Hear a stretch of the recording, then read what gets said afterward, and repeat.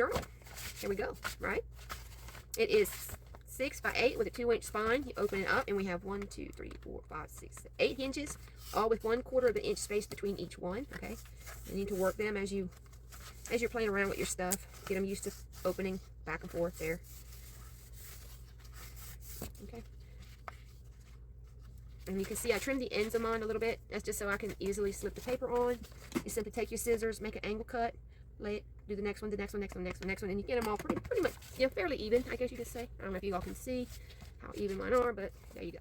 Okay, so for the covering, if you're like me and you like something really different, faux leather from a paper bag. Okay, you need a paper bag, and this is still attached at the seam here, which I'm going to do away with. Try to do away with. Doesn't matter if I rip it a little bit because we're going to make it even as we go.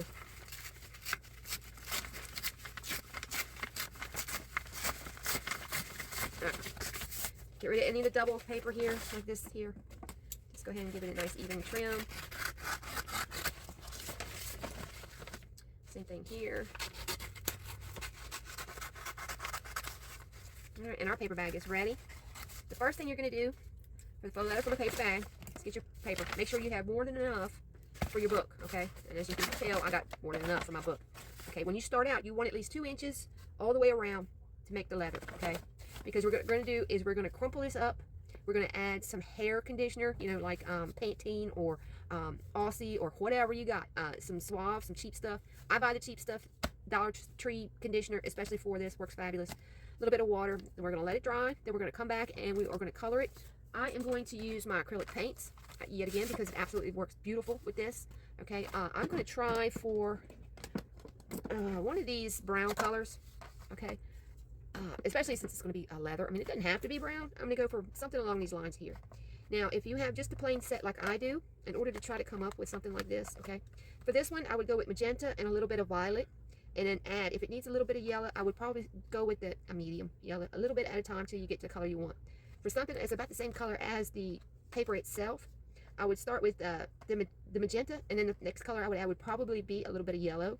See how that is, and then either add a little bit of blue or violet to that to bring it to the brown. This one here, same thing, but I would use orange. Okay, this definitely has a little bit more purple in it or blue in it than the other two. So just so you know, but you'll just have to play around with what you have. I suggest any kind of water-based ink, watercolors, anything, food coloring, anything like that will work on this. I have not tried any oil-based anything or anything other than the water-based simply because it works that well. So step one is to get your paper bag. Make sure you got more than enough for your project. Let me scooch this down here. You can do the whole bag and just keep the rest of it as extras for, you know, whatever else projects might pop up. I, however, do not have enough paint, so I'm going to go ahead and cut off a little bit of this. But you can see how much I've left around my book to do this, okay? And the first thing I'm going to do is I'm going to crumple up my paper. Now, I'm going to be gentle about it, but I want it to kind of start looking like this all over. And then we'll do the hair conditioner, okay?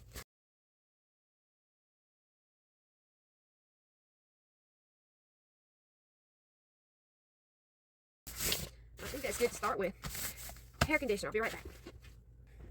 All right, so I got my hair conditioner. Get a little bit. Okay.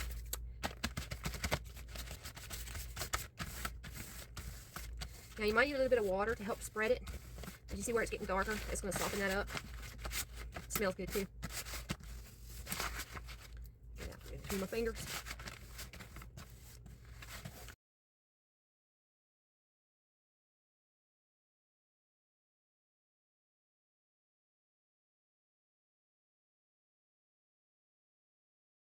Okay, and you notice as you get it worked in, the paper's not as crumply sounding as it was before. Okay, and that's good. It's a good start, okay? Then we're going to let this sit and dry. Then we'll come back and we'll add the coloring, and then we'll add it to the book.